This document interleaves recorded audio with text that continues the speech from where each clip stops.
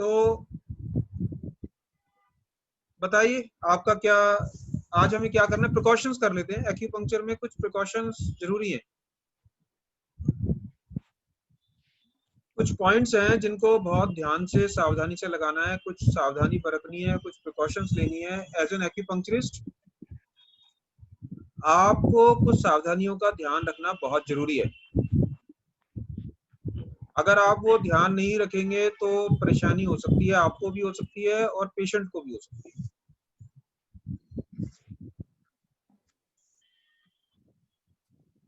तो कुछ एरियाज में acupuncture is totally prohibited. Prohibited का मतलब है टोटली मना है, उसको वहां पर एक्यूपंक्चर आपने नहीं करना है। सबसे पहले तो जो छोटे बच्चे होते हैं उनकी खोपड़ी में, हेड एरिया में, बच्चों की खोपड़ी बहुत सॉफ्ट होती है, स्कैल्प स्कल बहुत सॉफ्ट होती है, वहां पर एक्यूपंक्चर नहीं करना। छोटे बच्चे कोई हैं उनकी खोपड़ी या ब्रेन को हाथ नहीं लगाना आपने।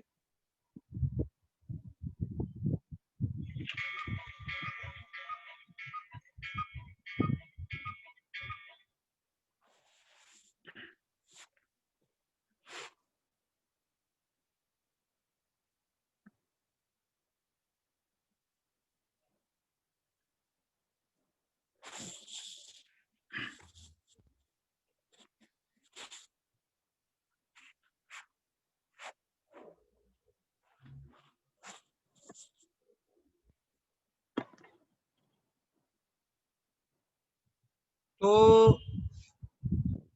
पहली तो ये हो गई कि बच्चों की खोपड़ी में इसको नहीं लगाना चाहिए। दूसरा दूसरा प्रोहिबिटेड एरिया निप्पल एरिया। जो निप्पल्स हैं इसमें कोई किसी तरह की कोई एक्यूपंक्चर कभी नहीं होता, वेरी डेंजरस। तीसरा पॉइंट है अम्बलाइकस। नाभि में कोई एक्यूपंक्चर निडल नहीं लगानी है कभी जिंदगी में। तो ये तीन एरिया तो बहुत ही खतरनाक है, इनको तो कभी एक्यूपंक्चर टच ही नहीं करना है। इसके अलावा कोई ओपन वूंड हो, खुला जख्म, उसके अंदर कोई एक्यूपंक्चर नहीं करना। कोई गांठ हो रही है कहीं पे बॉडी में, गांठ के अंदर आसपास कोई एक्यूपंक्चर नहीं करना आपने। कोई नर्व ऊपर दिखाई दे रही है, साफ दिखाई दे रही है आपको नर्व है, वहां पर एक्यूपंक्चर नहीं करना।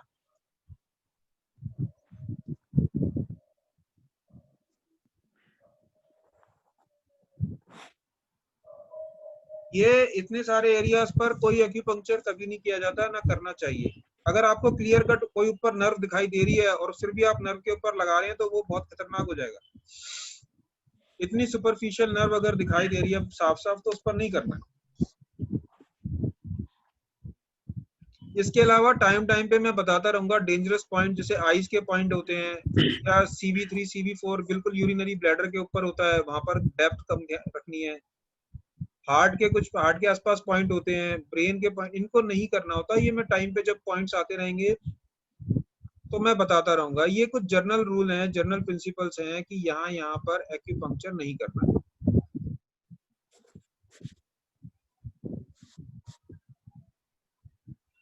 लेकिन जो CV17 है, यानी कि जो नाभि का पॉइंट है, वहां पर हम लोग कई बार सिकाई करते हैं।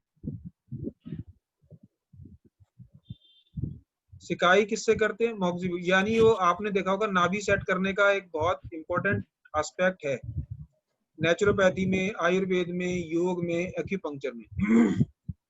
नाभि जो है वो 70 तरह की बीमारियां पैदा करती है। अगर नाभि हिली हुई है तो कमर दर्द भी कई बार नाभि से होता है। धीरज जी आप तो देखा होगा, आपने तो प्रैक्टिकली इसको बहुत जी एक्सपीरियंस गुरु रहा है ना? अरे नहीं गुरु जी। नहीं नहीं, जो जिसको एक्सपीरियंस है वो है, जिसको जो जिस फील्ड से है उसमें ऐसी कोई बात नहीं है। अब अगर कंप्यूटर के बारे में पूछना होगा तो जितेंद्र से पूछना पड़ेगा, वो IT एक्सपर्ट जी जी है। तो नाभि एक बहुत इंपॉर्टेंट एस्पेक्ट होता है, बहुत इंपॉर्टेंट एस्पेक्ट है। पेशेंट की आते ही सबसे पहले नाभि सेट कर देनी चाहिए। नाभि सेट करने से मैंने देखा है 15-20% बीमारी उसी समय खत्म हो जाती है, बिना कुछ करे। नाभि सेट करने के बहुत अलग अलग तरीके हैं। सबसे आसान तरीका कप लगाना। वो एक बड़ा सा कप होता है हमारे पास, हम वो लगा देते हैं, आते ही सबसे पहले नाभि सेट कर दो। 15, 20, 30%, कई बार 40% तक भी बीमारी ठीक हो जाती है। पेट सेट हो जाता है, पेट सेट हो जाता है, कमर दर्द कम हो जाता है, नींद अच्छी आ जाती है, तो पेशेंट को अच्छा लगने लगता है। उसके बाद आप उसका ट्रीटमेंट चलाओ। जैसे आपके पास मान लीजिए 4-5 पेशेंट लग रहे हैं लगातार, और टाइम नहीं है, तो इतने एक पेशेंट को बैठा के लेटा के उसकी नाभि लगा दो, नाभि कप लगा दो इतनी देर में। जब वो सेट हो जाएगा, थोड़ी देर में फ्री हो जाएगा, फिर इसका इलाज शुरू करो। ऐसे भी कर सकते।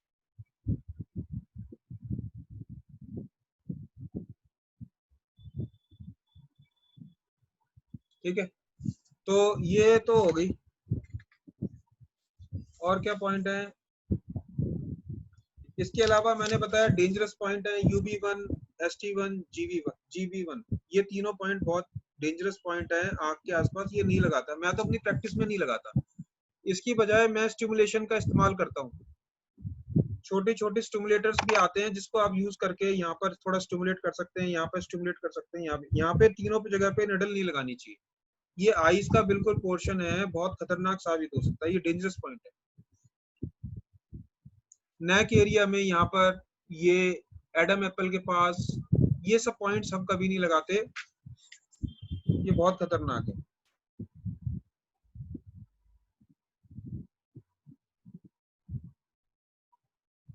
इसके अलावा DU15 पॉइंट यहाँ पर एग्जैक्टली स्टेम, ब्रेन स्टेम में, ये तो इमीडिएटली डेथ कॉज कर सकता है DU15।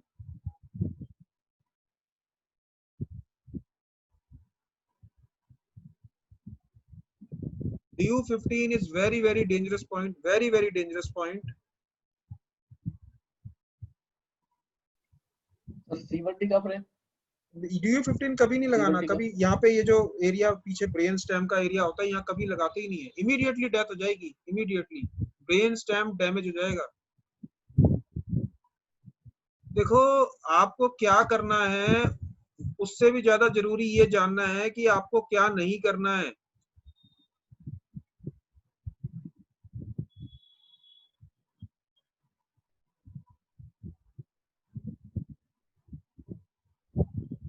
क्लियर, समझ में आ रहा है कि नहीं? ये वही ना सर जहाँ बोलते हैं यहाँ नहीं मारते, छोटा दिमाग होता है वो। हाँ हाँ, जब पीछे कहते हैं ना, पीछे बिल्कुल ब्रेन स्टेम का एरिया, बिल्कुल गुद्दी के नीचे, कॉमन लैंग्वेज में गुद्दी के नीचे। क्या पीछे मत मारा करो इसके, पीछे मार देते हैं कई बार ना, तो आपने देखा होगा कई बार मजाक में भी कई बार बहुत दिक्कत हो जाती है।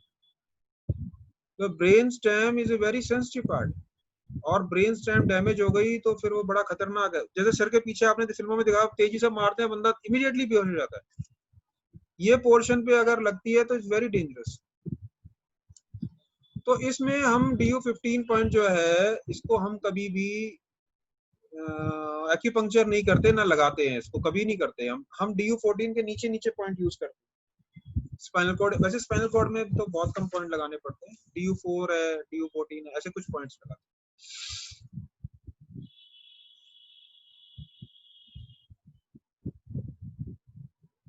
इसके अलावा एक पॉइंट LU1, ये बिल्कुल चेस्ट के नीचे, बिल्कुल लंग्स के ऊपर होता है। ये सब जब हम मेरिडियन करेंगे तब भी बताता जाऊंगा, लेकिन अभी प्रिकॉशन का एरिया हम कर रहे हैं, तो ये हम बता रहे हैं आपको। ये ध्यान रखना है आपने, बार बार मैं बताऊंगा इस बात को, क्योंकि ये बहुत इंपॉर्टेंट बात है। At the starting of my class and as well as in between my class and at the end of class, मैं ये डेंजरस पॉइंट, प्रिकॉशनरी पॉइंट हमेशा बताता रहता हूँ। हर बच्चे को पता होते हैं कि क्या नहीं करना। इसके अलावा एक और पॉइंट होता है liver 3। liver 3 is very dangerous point. ऐसे तो कोई खतरा नहीं है, पैर में होता है, लेकिन liver 3 कई बार क्या होता है, बीपी बहुत तेजी से गिरा देता है। It reduces the blood pressure very fast. So liver 3 मैं अपनी प्रैक्टिस में, महिपाल जी भी जानते हैं, एक बार लगाया था महिपाल जी को, उसके बाद ब्लड प्रेशर हुआ ही नहीं उनको। तो मैं अपनी प्रैक्टिस में भी liver 3 को बहुत कम समय के लिए लगाता हूँ, 5-7 मिनट के लिए लगा के निकाल देता हूँ। और liver 3 कभी कभी क्या होता है, डेंजरस बन जाता है, क्योंकि बड़ी तेजी से बीपी गिराता है, इसलिए इसको हटा देना चाहिए इमीडिएटली। अगर कभी पेशेंट को थोड़ा ऐसा लगता है ड्राउजी हो रहा है, नींद आ रही है, तो लिवर 3 हटा दो। तो इसका मतलब ये है कि उसका ब्लड प्रेशर बहुत तेजी से डाउन होता जा रहा है। Liver 3 point which is humidity point as well for liver, हमने पढ़ा था इसका। तो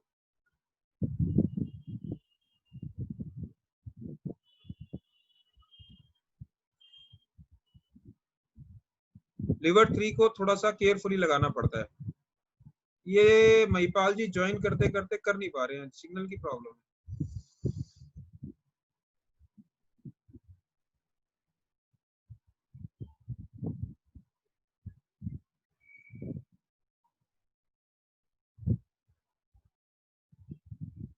ठीक है, और क्या है?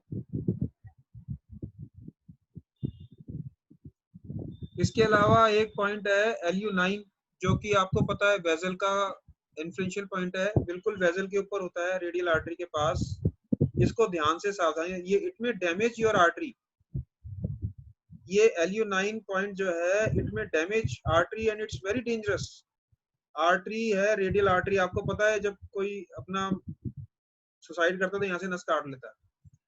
तो आपको ये आर्टरी को बहुत ध्यान से लगाना है। LU9 कोई बच्चों का खेल नहीं है लगाना। LU9 ऐसे नहीं है, हम यहाँ पे आर्टरी चेक करते हैं पहले, फिर यहाँ पे आर्टरी देखते हैं, फिर यहाँ पे देखते हैं, फिर यहाँ नहीं है, फिर लगाते हैं LU9 को। बिल्कुल ये रेडियल आर्टरी के साथ है। आपने अगर रेडियल आर्टरी को डैमेज कर दिया, एक तो पेशेंट चिल्लाएगा बहुत दर्द से और वो पूरा नीला पड़ जाएगा हाथ इमीडिएटली।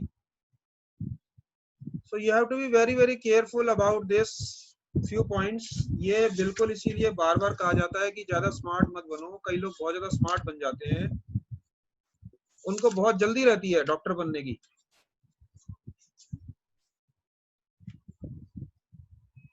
कई लोग इमीडिएटली एक ही दिन में डॉक्टर बन के रखना चाहते हैं, वो टाइम नहीं है उनके पास वेट करने का, फिर जिंदगी में परेशानी हो जाती है।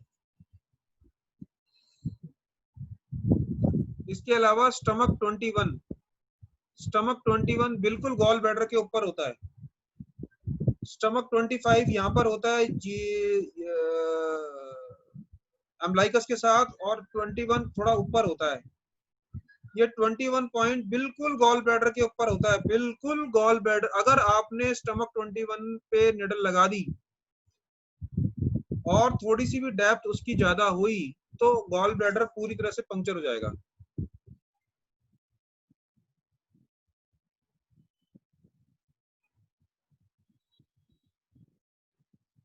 एक बार गॉल ब्लैडर पंक्चर हुआ तो फिर कुछ नहीं हो सकता, फिर सर्जरी करनी पड़ेगी।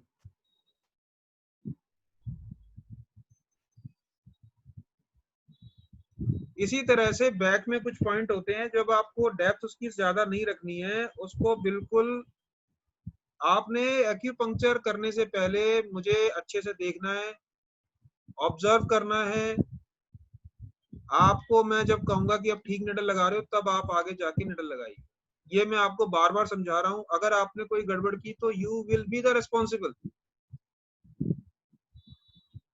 आप अपने गलतियों के लिए खुद ही जिम्मेदार हो गए, मैं कोई जिम्मेदार नहीं हूं। जब तक आपको कोई अथॉरिटी नहीं दी गई है निडल लगाने की, जब तक मैंने क्लियरेंस नहीं दी है, आप मत लगाइए। ये मैं आपको समझा रहा हूँ। इसके अलावा जब भी आप कुछ करते हैं फिर भी आप करते हैं, तो फिर आपकी जिम्मेदारी है।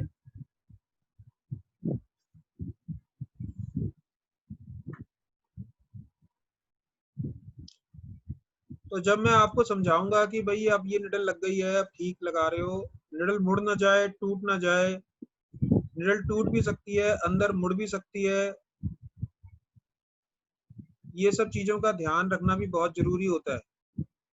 जबरदस्ती निडल के साथ नहीं करनी होती। ऐसा नहीं है कि आपने निडल लगा दी और मसल स्पैज़म में चल गई, आप जबरदस्ती खींचे जा रहे हैं उसको, मसल फंस गई है, मसल में फंस गई निडल, आप जबरदस्ती खींचातानी कर रहे हैं, फिर क्या होगा?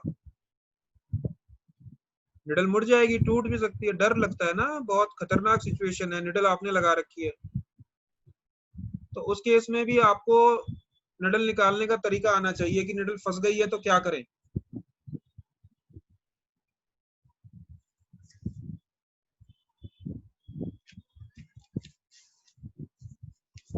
इसके अलावा कई लोग जो हैं इमीडिएटली निडल लगाते ही बेहोश हो जाते हैं विद इन सेकेंड्स। मतलब आपने निडल लगाई और वो घराम से गिरे, एक निडल लगाई धड़ाम से गिर जाएगा, वो वहीं गिर जाएगा विद इन सेकेंड्स। ऐसा कभी कभी होता है किसी किसी के साथ, तो इसलिए बताया जाता है कि पहले दिन पॉइंट्स हमेशा बैठ के या लेट के लगाना है, एक पॉइंट लगाना है, वेट करना है, इमीडिएटली 10-5 सुइयां नहीं लगा देनी जल्दबाजी में। उसको जल्दबाजी में नहीं आए फटाफट फटाफट 20 सुई लगाई, खटाखट खटाखट काम कर रहे हैं, भाग दौड़ कर रहे हैं, इसको लगा उसको लगा, ये सब काम एक्यूपंक्चर कर रहे हो आप लोग। ये गंवारों जैसे काम नहीं करना कभी जिंदगी में, जैसे गांव में कर रहे हो कि आप बैठे, ला इसको लगा उसको लगा, वो बैठ गया उठ के चल रहा है, सुई लगाने के बाद कोई घूम रहा है, कोई कुछ कर रहा है, ये सब काम करोगे तो फंस जाओगे बुरी तरीके से। रिफाइनमेंट, समझदारी होनी चाहिए आप लोगों के अंदर, अगर वो नहीं होगी तो आप बुरी तरह से मारे जाओगे।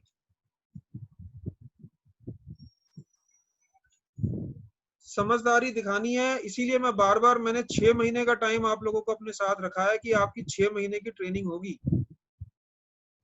अभी धीरज को थोड़ी जल्दी है ट्रेनिंग की, पर मैं समझाता हूँ बार बार कि 6 महीने ट्रेनिंग लेनी है आपको, 6 महीने मेरे पास काम करो आप। मैंने 18 महीने का कोर्स रखा है ये, और मैं अभी ये डालने वाला हूँ बाकी सब लोगों के लिए भी। इसमें आपका बायोकेमिक भी मैंने इंट्रोड्यूस किया है, बायोकेमिक थेरेपी के बारे में भी मैं आपको बताऊंगा, टिश्यू रेमेडी जिसको कहते हैं। तो ये इसीलिए मैंने 18 महीने का कोर्स रखा है कि आपके साथ गलतियां ना हो। मैंने कई एक्यूपंक्चरिस्ट को देखा है कि एक साथ 2-2 3-3 पहले दिन ही 15 20 25 30 निडल लगा देते हैं, फिर वो स्टिमुलेटर भी कर देते हैं एक पहले दिन। ऐसे में कोई आदमी बेहोश हो गया तो बहुत खतरनाक सिचुएशन हो सकती है, पर घबराने की बात नहीं होती, वो 5 मिनट में 10 मिनट में अपने आप होश आ जाता है। लेकिन खड़ा होके या बैठ के कोई लगा रहा है और गिर गया तो चोट लग जाएगी ना। तो पहले दिन कोशिश करनी चाहिए उसको आराम से बैठा के, लेटा के, रिलैक्स करके ट्रीटमेंट लगाना चाहिए। ऐसे बैठे भाग दौड़ करके ट्रीटमेंट, मेरी खुद केस में, मेरी प्रैक्टिस में 3-4 बार लोग बेहोश हुए।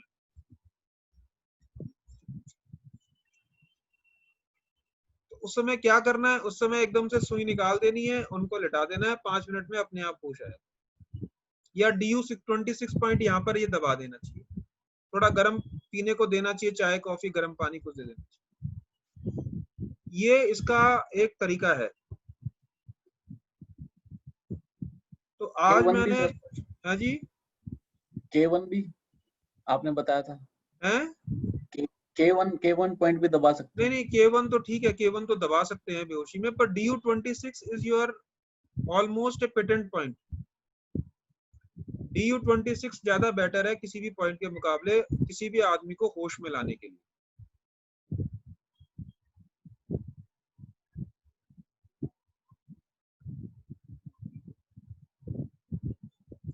मैं बार बार आपको समझा रहा हूं कि आप जो चीज सीखने जा रहे हैं, आप एक तरह के सिर्फ डॉक्टर का नाम नहीं रहेगा, डॉक्टर बनने जा रहे हैं, डॉक्टर का नाम नहीं है उसमें, पर आप डॉक्टर बनने जा रहे हैं, तो आपको ना टाइम देना पड़ेगा इस कोर्स को अगर करना चाहते हैं। आप हाय तौबा या जल्दबाजी में अगर हैं तो फिर कुछ नहीं कर पाएंगे।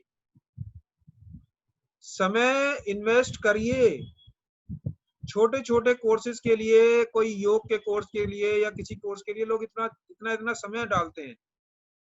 आप इतना बड़ा कोर्स कर रहे हैं तो उसको समय इन्वेस्ट करना पड़ेगा आपको। ठीक है। और पता नहीं कुछ लोग तो ज्वाइन कर रहे थे, अभी 2-4 दिन से नहीं आ रहे, कैसे लापरवाही है समझ नहीं आ रहा।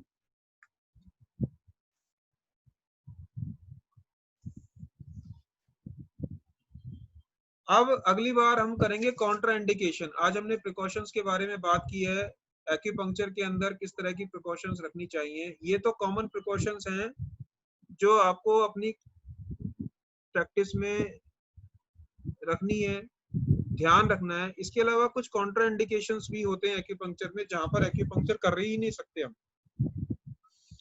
वहां पर एक्यूपंक्चर एप्लीकेबल ही नहीं है। तो कल कॉन्ट्रा इंडिकेशंस की बात करेंगे, कॉन्ट्रा इंडिकेशंस करेंगे।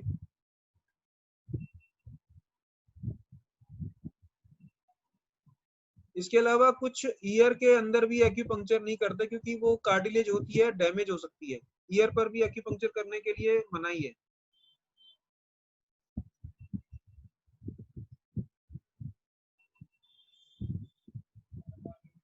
ठीक है, ये कुछ प्रिकॉशंस हैं, हमें ध्यान रखनी है, और धीरे धीरे आप सीखते जाओगे, करते जाओगे, सीखते जाओगे, करते जाओगे, आता जाएगा। आज के लिए बहुत बहुत धन्यवाद आप लोगों का। प्रिकॉशंस पर ध्यान देंगे। आगे से कोई भी कुछ कर रहा है प्रैक्टिस, अगर कई तरफ सुई लगाने की कोशिश कर रहे हैं आप लोग बिना उसके भी, तो ध्यान रखिएगा, कुछ सावधानियां रखनी बहुत जरूरी है। बाकी कल कॉन्ट्राइंडिकेशंस के बारे में बात करेंगे, क्या क्या कॉन्ट्राइंडिकेशंस हैं एक्यूपंक्चर के अंदर, कहाँ कहाँ पर एक्यूपंक्चर नहीं करना चाहिए, और क्या क्या हैं। क्वेश्चन हैं? क्वेश्चन है सर, क्वेश्चन नहीं, आवाज मेरे को समझ नहीं आ रही, कौन बोल रहा है? सर मैं बोल रहा हूँ जितेंद्र। हाँ क्वेश्चन हाँ है सर मेरा। हाँ, क्वेश्चन बताइए। सर नाभि के पॉइंट बताया आपने कि नाभि सबसे पहले हमें चेक करनी चाहिए, और ये आपने सही बताया, मोस्टली लोगों की नाभि में बहुत प्रॉब्लम होती है और उसी कारण सभी सिम्टम्स खराब होते हैं। तो आपने तो एक जर्नल बताया कि कप थेरेपी यूज करते हैं। अगर कप थेरेपी हमारे पास नहीं है, जैसे इनकेस मेरे पास नहीं है, तो कैसे उसको स्टिमुलेट कर सकते हैं? नाभि सेट करने के बहुत सारे तरीके हैं, और हमें सबसे अच्छा तरीका लगता है, वैसे योग के भी कई तरीके हैं, कुछ आसन भी हैं, कुछ प्रेशर पॉइंट भी हैं, लेकिन सबसे अच्छा तरीका लगता है कप से। कप लगा दो, सबसे बढ़िया सेट हो जाती है नाभि, अपने आप सेट हो जाती है। और इसके अलावा एक्यूप्रेशर पॉइंट है, ये सेंटर पॉइंट है नाभि का, इसको दबा देना चाहिए दोनों हाथों में, रेगुलरली दबाना चाहिए, तो नाभि सेट रहती है। इसके अलावा एक पॉइंट ये भी है जो मैं बताता हूँ सब पेशेंट्स को, ऐसे हाथ रख लीजिए और अंगूठे को यहाँ टच कीजिए, ऐसे यहाँ पे हाथ रख लीजिए कलाई से, इसके एल्बो से ऊपर, और ऐसे यहाँ पे टच कीजिए। ये जो अंगूठा है इसको यहाँ पे मारिए, तो इससे भी नाभि जो है सेट हो जाती है। ये खड़े होके करेंगे तो और अच्छे से सेट हो जाती है, फिर लेट के करेंगे तो 2-3 बार ऐसे करेंगे तो ये सेट हो जाएगी। ये भी 2-3 तरीके हैं। बाकी कुछ लोग मसल के देख लेते हैं, नाभि टच करते हैं, ऐसे लगाते हैं तो उसमें पल्स आती है, फिर जहां नाभि सरकी हुई है अगर पल्स नहीं आ रही है तो वहां से मसल के उसको ले आते हैं। ये एक्सपीरियंस्ड काम है, इसमें दिक्कत भी हो जाती है, इसको नहीं करना चाहिए। सबसे आसान काम यही है कि आप कप लगाइए और मस्त रहिए। काम वो करो जिसमें कोई नुकसान ना हो।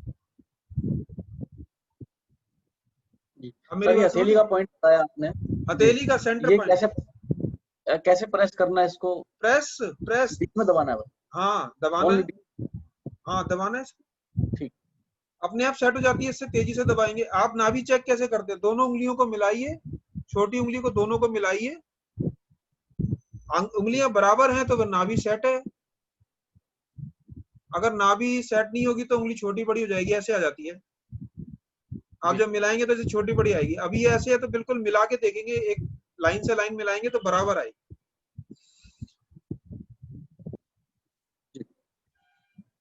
ठीक है, ठीक है, ठीक है सर।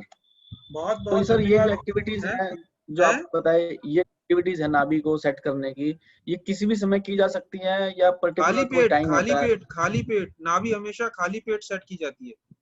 भरे पेट कभी नाभि सेट होगी नहीं, और खाली पेट होती है, और ये करने के बाद फिर कुछ खा लेना चाहिए तो नाभि जम जाती है, अपनी जगह पे आ जाती है। पैर के अंगूठे से भी नाभि सेट होती है, देखना चाहिए। पैर के अंगूठे को भी नाप सकते हैं, छोटा बड़ा हो रहा है तो जो छोटा अंगूठा उसको थोड़ा खींच सकते हैं, पर ये तो प्रैक्टिकली कराएंगे कभी जब क्लासेस होंगी प्रैक्टिकल। ठीक है सर। जब क्लास प्रैक्टिकल होगी तो मैं काफी सारी चीजें उसमें नाभि सेट करना वगैरह भी समझा दूंगा, कैसे नाभि सेट होती है। बड़ी आसानी से नाभि सेट हो जाती है, एक छोटी सी फिंगर से भी नाभि सेट हो जाती है। नाभि सेट करना बहुत जरूरी, आना चाहिए जी, थैंक यू आप सर। लोगों का बहुत बहुत धन्यवाद। आप लोग आए, बड़ी मेहरबानी हुई। कल फिर मिलते हैं 7 बजे, सब ठीक ठाक रहा तो। धन्यवाद जी, बहुत बहुत धन्यवाद।